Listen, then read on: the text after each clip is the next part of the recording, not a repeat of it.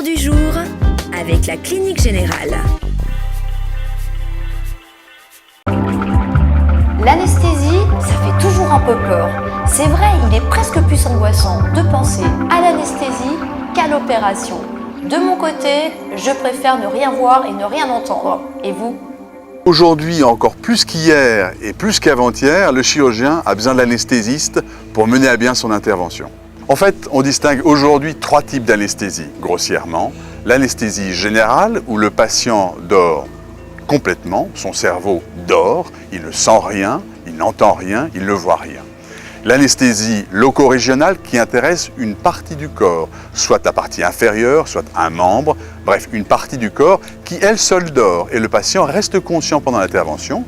Et puis, la dernière, c'est l'anesthésie combinée où on combine à une anesthésie générale une anesthésie d'une partie du corps. Les patients posent souvent la question comment vais-je me réveiller ? C'est sûr qu'en loco-régional, s'il n'y a pas d'administration d'autres produits supplémentaires, le patient est directement réveillé. Dans l'autre cas, pour une anesthésie générale, il faut 1 heure ou 2 pour recouvrer complètement ses esprits. Voilà, encore un peu endormi ou bien ? Je me laisse vivre.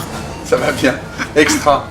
Alors cette patiente est une footballeuse de haut niveau qui a une lésion typique du ligament croisé antérieur du genou gauche et qui doit subir une intervention par arthroscopie demain matin.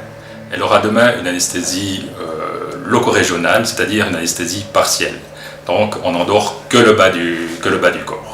Dans plus de 75% des cas, c'est le patient lui-même qui va choisir s'il veut une anesthésie complète ou une anesthésie seulement partielle. Et c'est l'intérêt de faire une consultation pré-anesthésique au cours de laquelle on a l'occasion de discuter avec le patient puis de voir quel est son choix. On va d'abord mettre en place ce petit cathéter dans la région de l'aine ici pour calmer les douleurs après l'opération.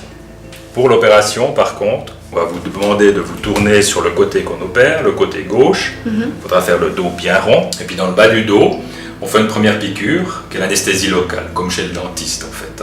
Puis une fois qu'on a endormi la place, on va piquer avec une autre aiguille toute fine. Et là, dès qu'on est au bon endroit, on va injecter le médicament qui va faire l'anesthésie. Et très vite, vous allez sentir que les jambes deviennent chaudes, lourdes. Et tout d'un coup, vous ne pouvez plus du tout les bouger. Puis ensuite, on vous conduit dans la salle où on fait l'intervention.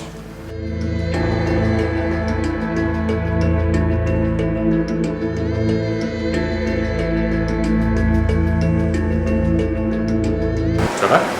Ja, Ouais. ja. Vous voyez bien l'écran là, c'est bon? Oui. Ich will diese Operation mit ansehen, weil das sehr interessant ist und das gefällt mir.